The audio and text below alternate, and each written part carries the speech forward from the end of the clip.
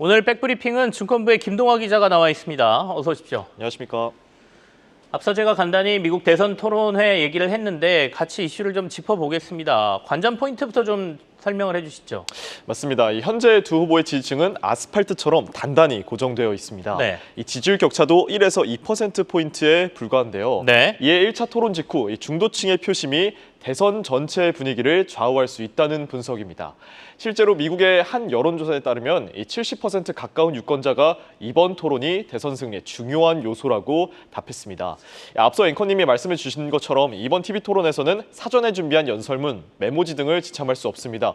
또 토론 중간에 참모들과의 접촉도 허용되지 않는데요. 여기에 더해 지난 2020년 토론과 다른 점은 토론회 내내 발언 차례가 아니면 마이크는 음소거될 예정입니다. 중간에 끼어들어서 말하지 말라 이런 얘기가 되겠군요. 그러니까 결국에는 후보 개인의 자질을 얼마나 잘 나타내느냐 이걸 평가할 수 있는 토론회다 이렇게 보이기도 하는데 이번 여러 가지 이슈가 있겠습니다만 세금도 굉장히 중요한 이슈다라는 얘기가 나오더군요. 그것도 짚어볼까요? 맞습니다. 이번 토론회에서 주목해야 할 포인트 바로 세금입니다. 2018년 당시 트럼프 전 대통령은 TCJA라는 감세 법안을 시행한 바 있습니다. 네. 해당 법안은 법인세율을 35%에서 21%로 낮췄고 소득세율 역시 구간별로 2에서 3%포인트 인하했는데요. 해당 법안이 2025년 일몰될 예정입니다. 해당 법안 도입 이후 첫 3년 동안은 연평균 760억 달러의 세수 손실이 발생했지만 2021년에 들어서면서 법인세 수입은 4년 전보다 25% 증가했습니다. 이렇듯 확실한 정책 효과를 보여준 트럼프의 핵심 법안 중 하나여서 네. 트럼프 당선 시 이를 연장할 가능성이 매우 높습니다. 문제는 감세, 규제 완화 공약의 현실화는 금리 인하, 세수 확보 등에 달려 있다는 겁니다. 해당 법안이 연장되면 재정정책 확대 우려와 함께 금리 상승 가능성도 커지는데요. 이에 증권가에서는 밸류에이션 부담이 존재하는 국내 반도체주의 단기 조정 가능성도 염두에 둬야 한다고 설명했습니다. 한편 반도체가 조정 국면에 들어가면 기존 주도주 안에서의 순환매가 예상됩니다. 이에 미국향 수출이 증가하고 있는 자동차, 네네. 화장품, 음식료 등에 투자하는 것도 선택지가 될 수 있다는 설명입니다. 보통은 이제 우리가 민주당인 바이든 대통령이 재선을 할 경우에는 친환경 정책 좀 괜찮을 것 같다 이런 얘기들 많이 나오고요. 트럼프 대통령이 되게 되면 방위 산업이라든지 좀 오래된 석유 산업 뭐 이런 것들이 좀 낫지 않느냐라고 얘기하는데 어떻습니까? 이번에도 그 공식이 통할까요?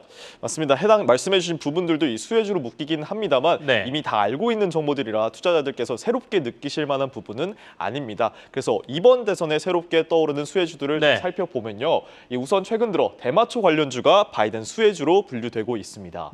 이 대마초는 현재 미국 연방 차원에서는 불법으로 규정되는데요. 바이든 행정부는 이 대마초를 저위험 약물로 재분류할 생각입니다. 그만큼 대선 결과에 따라 이 틸레이, 캐노피 그로스 같은 대마초 사업 선두주자들의 주가가 상승할 수 있습니다. 다만 바이든 대통령 승리 시나리오가 달갑지 않은 곳도 있습니다. 바로 은행입니다. 바이든은 트럼프 시절 완화된 금융 규제를 다시 강화하고 있습니다. 자산 1,000억 달러 이상 은행들의 자기 자본 요건을 높이고 또 스트레스 테스트 역시 자주 시행할 예정인데요. 이 신용카드 연체 수수료를 낮춰서 은행들의 수익성을 일부 악화시키기도 했습니다. 네. 은행 입장에서는 환영받지 못하는 정책들이 줄줄이 등장하고 있어서 바이든 대통령의 당선이 악재로 작용할 수 있습니다. 한편 트럼프 전 대통령의 수혜주로 급부상하고 있는 건 가상화폐입니다.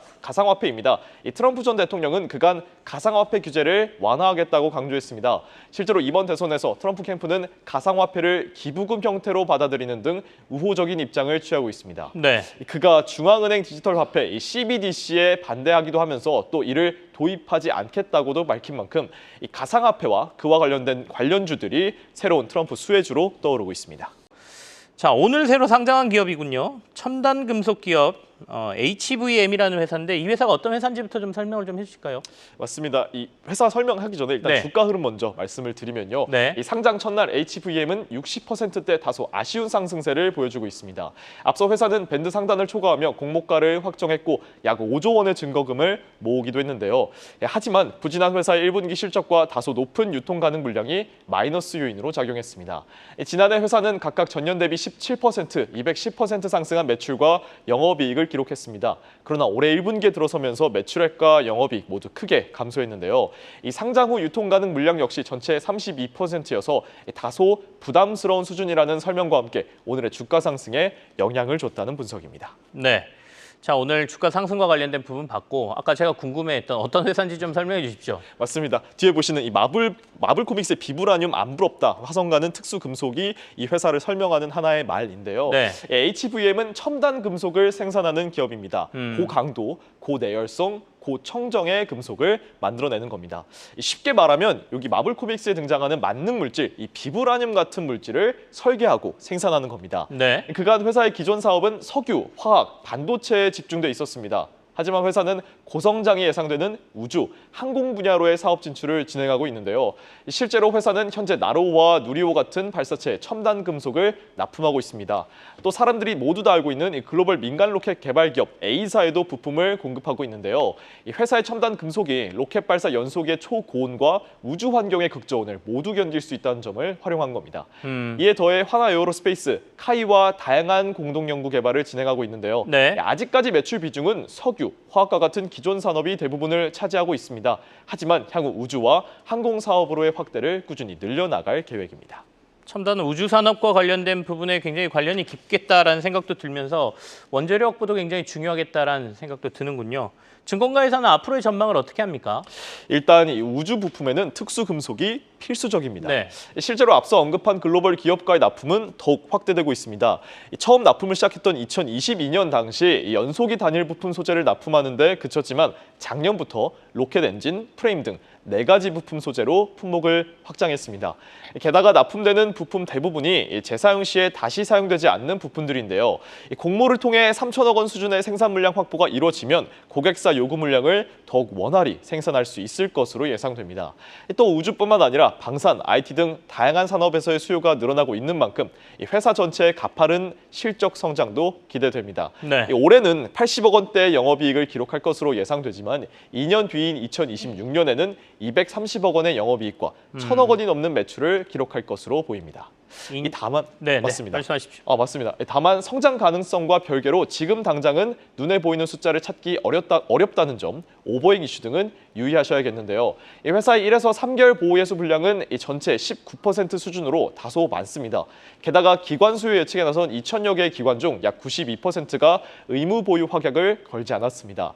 이 의무 보유를 약속한 기관도 대부분 기간이 짧았어서 이들이 단타를 노리는 것이 아니냐라는 네네. 우려의 목소리도 나오고 있습니다. 3개월 뒤에 주가 흐름이 굉장히 중요하겠네요. 그때 이제 물량이 얼마나 쏟아질 수 있느냐, 오버행 이슈가 보호예수 물량이 한 19% 정도가 3개월 뒤에 풀린다고 했으니까요. 그때까지 주가 향방도 좀 지켜봐야 되겠습니다. 오늘 상장한 기업 HVM 살펴봤습니다. 고맙습니다.